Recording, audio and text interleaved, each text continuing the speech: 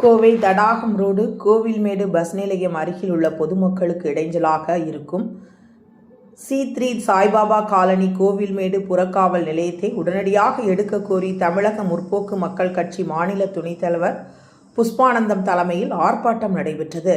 இதில் கட்சி நிர்வாகிகள் பலர் கலந்து கொண்டனர்.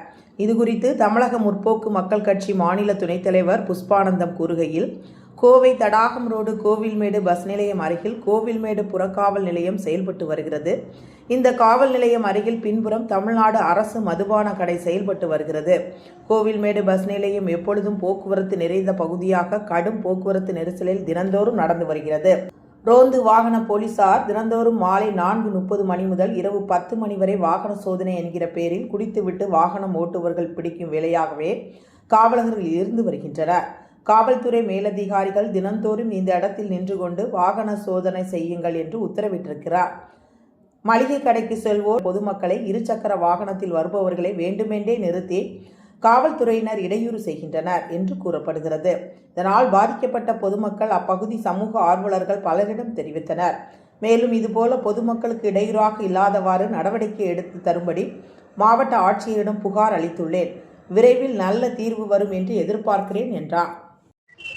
புஷ்பானந்தம், தமிழக முற்போக்கு மக்கள் கட்சியின் மாநில துணைத் தலைவராக பணியாற்றி வருகிறேன். குறிப்பாக வழக்கறிஞர் சொல்லி வருகிறேன். என் அலுவலகம் கோவை தடாரோடு சிவாஜிகளில் செயல்பட்டு வருகிறது. நான் கடந்த 20 வருடத்துக்கு மேலாக இலவச சட்ட ஆலோசனை மற்றும் சமூக சேவை செய்து வருகிறேன். கோவை தடாரோடு கோவில்மேடு பஸ் நிலையம் அருகில் அரசு மதுபான கடையில் 2 செயல்பட்டு வருகிறது.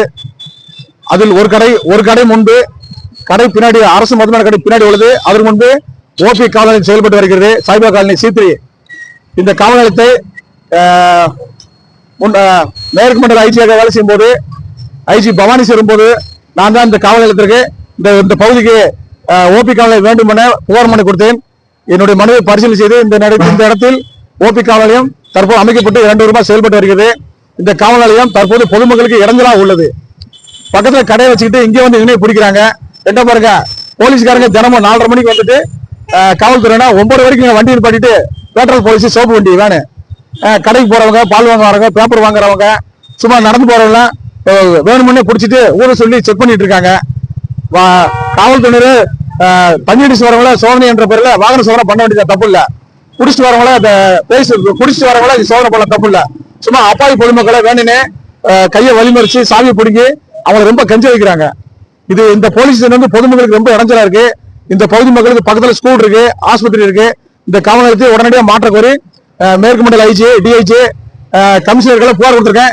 இன்னைக்கு பாருங்க கலெக்டர் ஆஃபீஸ்ல புகார் கொடுத்திருக்கேன். இந்த காவல் நிலையம் வந்து பொதுமக்கள் இடைஞ்சலா இருக்கு, மாவட்ட இந்த கலெக்டர் இந்த ஓபி ஸ்டேஷனை மாத்துக்கன்னு சொல்லி இது சம்பந்தமாக அதிகாரிகள் என்ன நடவடிக்கை எடுக்கன்னு தெரியவில்லை. இந்த டாஸ்மார்க் 2 மதுபான கடையை மாற்ற சொல்லி பல முறை மனு கொடுத்தேன், ஆர்ப்பாட்டம் பண்ண, போராட்டம் பண்ணேன். அதிகாரிகள் இந்த ஒரு கடையில வந்து 1,80 லட்சம் வருமானம் வருது. காவல்துறைக்கு ரெகுலரா மாமூல் போகுது. அதனால இந்த கடையை மாற்ற மாட்டேங்கிறாங்க. டாஸ்மார்க் மேனேஜர் 2 பேரும் சண்டை போட்டேன், மேனேஜர் பார்த்தேன், மண்டல மேலாளர் பார்த்தேன். அந்த கடை அப்படியே இருந்துட்டு போகுது. ஆனா இந்த ஓபிஎஸ் போலீஸ் நீங்க செயல்படக்கூடாது, வேறு பகுதிக்கு மாற்றப்படணும். அதே என்னுடைய கோரிக்கை. மாவட்ட ஆட்சியர் மனு கொடுத்திருக்கேன். இந்த மனு வந்து அந்த கமிஷனருக்கு அமைச்சிருக்காங்க.